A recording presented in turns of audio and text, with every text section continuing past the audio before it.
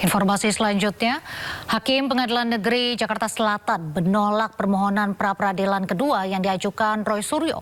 Dengan demikian, status tersangka Roy Suryo dalam kasus fitnah ijazah Presiden ke-7 RI Joko Widodo dinyatakan sah. Hakim menyatakan permohonan pra-peradilan Roy Suryo sudah tidak relevan, sehingga sudah sepatutnya dinyatakan ditolak untuk seluruhnya. Hakim juga menilai Roy Suryo berupaya menunda sidang pokok perkara dan menyalahgunakan pra-peradilan. Sebelumnya, Hakim Tunggal PN Jaksel mengabulkan sebagian gugatan pra-peradilan Roy Suryo terkait penggeledahan, penangkapan, dan penahanan.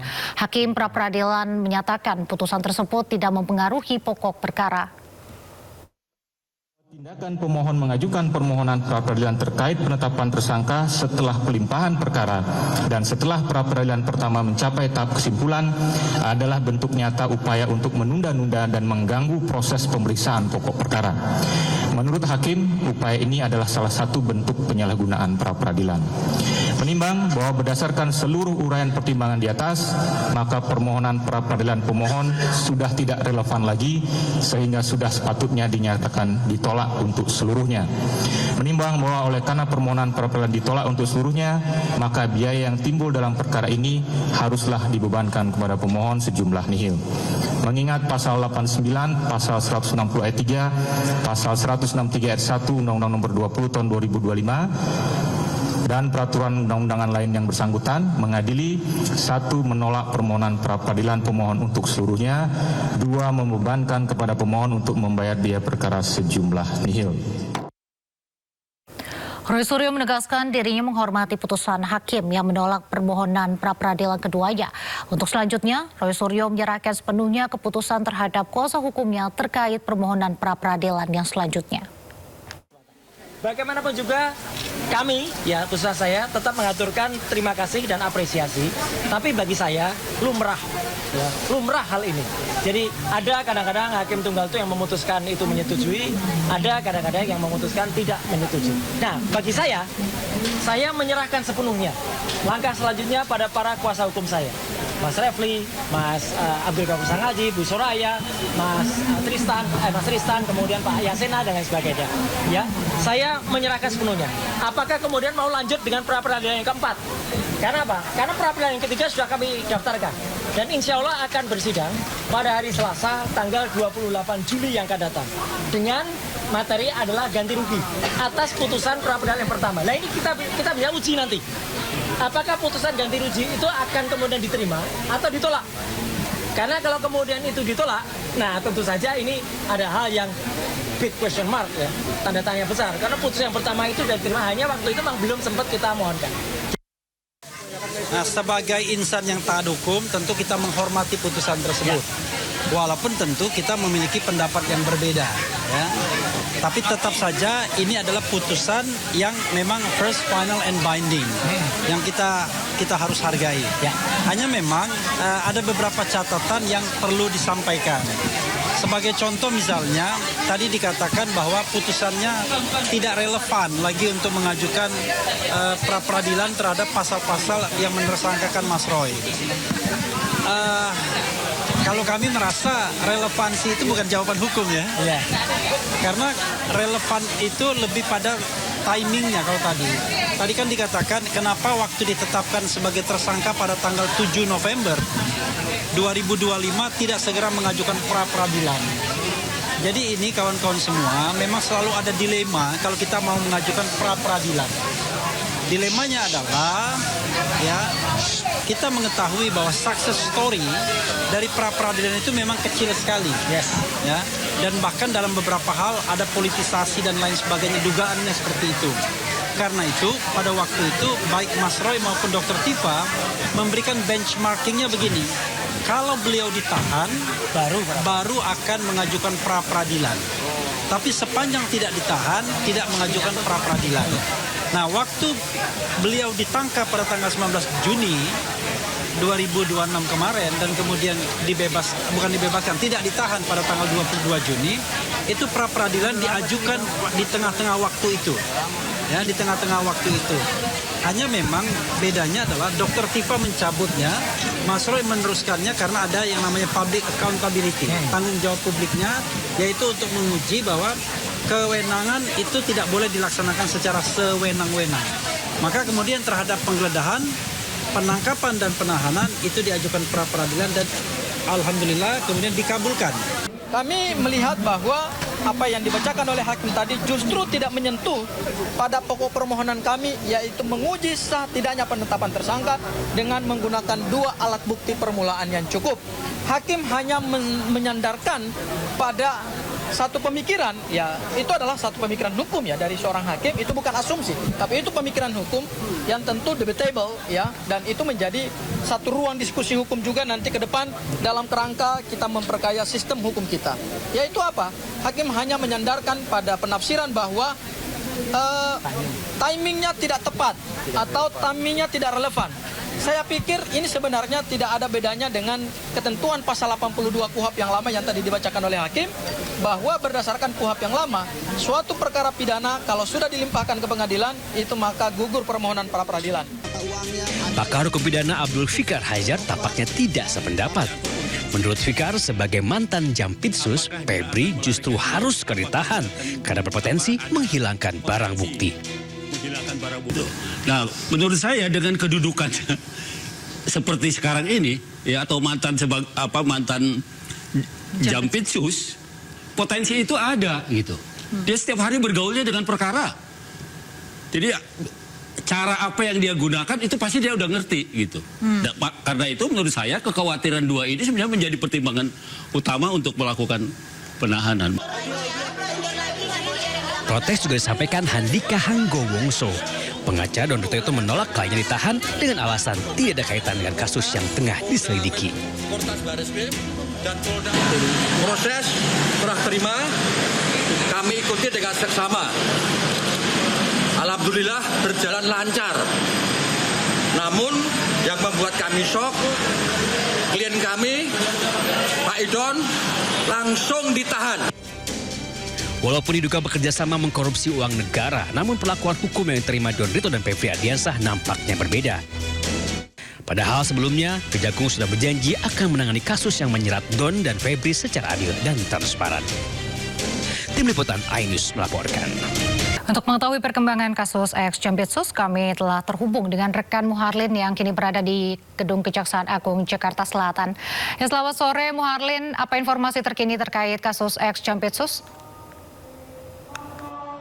Iya, selamat sore Nadia dan juga pemirsa. Untuk update perkembangan dari kasus yang menjerat nama ex-Jampitsus Kejaksaan Agung Febri Ardiansah dan juga satu tersangka lain bernama Don Rito. Ini kami belum mendapatkan informasi ataupun perkembangan terbaru dari kasus tersebut. Namun update atau perkembangan terakhir yang kami dapatkan masih dengan terkait penyerahan kedua tersangka dan juga penyerahan barang bukti dari Kortas Tipikor ke Kejaksaan Agung yang dilakukan pada hari Jumat kemarin. Dan pada hari yang sama, untuk selain penyerahan yang dilakukan oleh Kortas Tipikor berupa barang bukti dan juga 2 orang tersangka, kemudian 2 orang tersangka yakni Febri Ardiansah dan juga Don Rito ini kemudian dilakukan pemeriksaan begitu oleh tim penyidik dari Kejaksaan Agung, yang mana dua-duanya sama-sama dilakukan pemeriksaan. Dan untuk Don Rito sendiri dilakukan pemeriksaan kurang lebih 8 jam dan dicecar sebanyak 11 pertanyaan. Dan untuk Febri Ardiansah juga sama,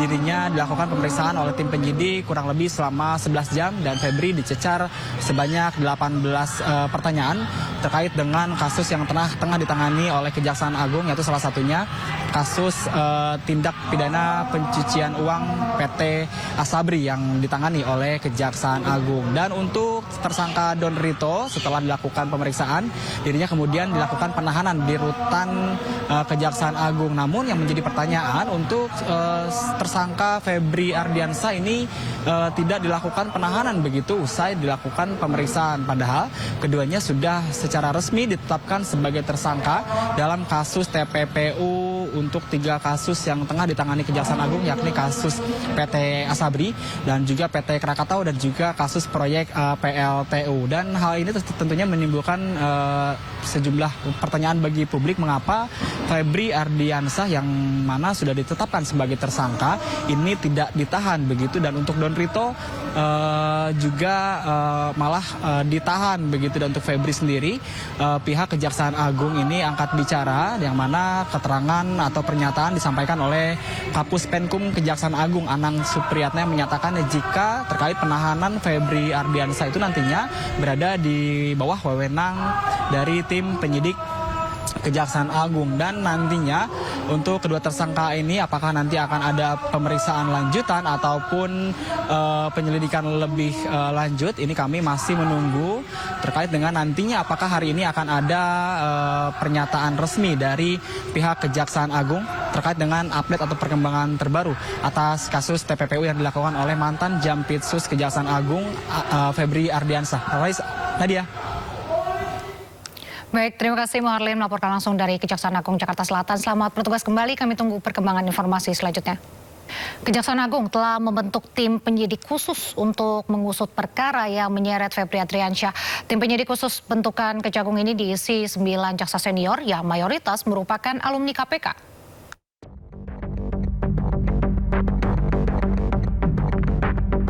Kejaksaan Agung telah membentuk tim penyidik khusus yang diisi 9 jaksa senior yang mayoritas merupakan alumni KPK untuk mengusut perkara yang menyeret ex-Jampitsus Febri Ardiansyah. Pembentukan tim 9 ini ada dalam sprindik baru yang sifatnya khusus yang telah dikeluarkan Kejaksaan Agung. Deretan jaksa yang tergabung dalam tim 9 sengaja dipilih berdasarkan pengalaman dalam menangani kasus korupsi. Dalam sprindik baru, kami terbitkan makanya sprindik yang sifatnya khusus, kita bentuk tim khusus. Ini terdiri dari 9 orang. Yang jelas sebagian besar penyidik-penyidik ini yang berasal mantan alumni KPK. Jaksa-jaksa yang pernah bertugas di KPK. KPK menyambut baik pembentukan tim khusus untuk menangani perkara dugaan korupsi dan tindak pidana pencucian uang atau TPPU yang menjerat ex-Jampitsus Febri Ardiansyah. KPK meyakini para alumni itu memiliki track record yang baik selama bertugas di KPK, hingga mereka pasti mampu menuntaskan perkara tersebut. Melihat ini progres yang positif karena Kejagung kemudian dengan segera membentuk tim khusus ya, yang kemudian beranggotakan diantaranya adalah mantan-mantan dari insan KPK ya, khususnya di Jaksa Penuntut Umum. Artinya kami melihat memang kompetensi, pengalaman ketika mereka bertugas di KPK dibutuhkan untuk bisa membantu dalam proses penyidikan perkara tersebut. Usai dilimpahkan dari kepolisian, Kejagung telah mengeluarkan 3 sprindik baru dalam mengusut kasus Febri. Kejagung menegaskan tim 9 ini nantinya yang akan bertugas mengusut lebih jauh perkara korupsi yang melibatkan mantan Jampitsus tersebut. Tim Liputan iNews melaporkan. Pemirsa, Menteri Sekretaris Negara Prasetyo Hadi menegaskan jangan kait-kaitkan nama Presiden Prabowo untuk suatu perkara. Pernyataan ini menanggapi pernyataan Hotman Paris bahwa Kapolri tidak tanya Presiden Prabowo dulu untuk mengusut kasus. Yang paling penting kalian bertanya. Kalau Anda punya nyali bertanya, tanya kepada Kapolri. Hei, kenapa nggak nanya Pak Prabowo dulu sebelum melakukan ini terhadap tangan kanan dari yang dibanggakan oleh Presiden Prabowo? Tanya. Saya baru tahu tidak ada izin. Begitu saja dipermalukan. Ada apa? Tanya, makanya malah ini kalian langsung ke Mabes Polri tanya kalau kau bukan pengecut. Terkait dengan ini Mas, Bang Hotman kemarin kan bilang kalau Febri Ardiansyah itu kebanggaannya Pak Prabowo. Minta dikaji katanya proses hukumnya, tanggapan istana mungkin Mas Tas? Ya, itu kan kita kembalikan ke proses hukum ya. Jangan dikait-kaitkan juga dengan Bapak Presiden. Ya, sepenuhnya kita kembalikan ke mekanisme hukum yang berlaku. Tapi kalau pemeriksaan pemelukan izin Presiden, pejabat tinggi itu bukan? Saya rasa klaim ya, saya rasa kembali kepada mekanismenya ya. Saya rasa nggak ada juga. Hanya pada saat masih proses pemeriksaan harus izin Presiden itu kan. Pemirsa, Presiden Prabowo Subianto memberikan taklimat pada sidang Kabinet Paripurna di Istana Negara Jakarta hari ini. Dalam sidang hadir pula jajaran kementerian.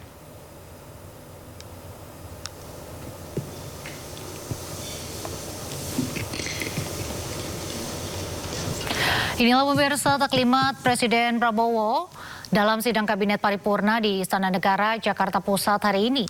Dalam kesempatan ini, Presiden menyinggung soal program penting pemerintah, yakni makan bergizi gratis. Menurut Presiden, yang paling dasar dari sebuah peradaban adalah makan. Selamat sore, salam sejahtera. Kalau kita tidak bisa memberi yang paling dasar dari sebuah peradaban, yang paling dasar adalah makan, pangan. Kalau ada orang-orang pintar mengatakan bahwa ada yang lebih penting dari perut yang lapar, ya saya persilakan, saudara. Yang saya tahu dari sejarah ribuan tahun peradaban manusia, tidak ada masyarakat yang bertahan tanpa pangan. Punah, peradaban punah kalau tidak ada makan. Untuk menjamin pangan perlu air, perlu lingkungan yang dilestarikan, perlu lahan yang subur, perlu kebijakan yang benar. Kita bertanya sekarang, apakah harga pangan terkendali? Apakah pupuk tersedia untuk rakyat, untuk petani, dalam harga yang terjangkau? Kita bertanya, apakah anak-anak sekolah memperoleh makanan bergizi di sekolah? Saudara-saudara, saya diserang karena ingin memberi makan bergizi untuk anak-anak Indonesia. Memberi makan untuk anak-anak Indonesia, untuk ibu-ibu hamil, untuk orang-orang lansia, dianggap pemborosan. Tapi ribuan triliun yang menguap, yang pergi dari bumi Indonesia tiap tahun selama 34 tahun, tidak ada komentar. Tidak ada pakar yang protes. Tidak ada investigasi. Kita mau beri makan kepada anak-anak yang jelas-jelas minimal 1/4 anak-anak kita stunting. Sebagian besar juga tidak banyak yang tidak makan berangkat sekolah. Kita dituduh pemborosan. Kita dibilang ekonomi mau kolaps. Harga saham akan ambruk. Mata uang akan melemah. Alasannya karena boros.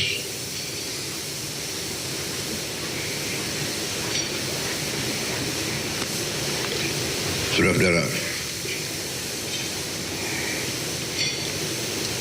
saya punya keyakinan bahwa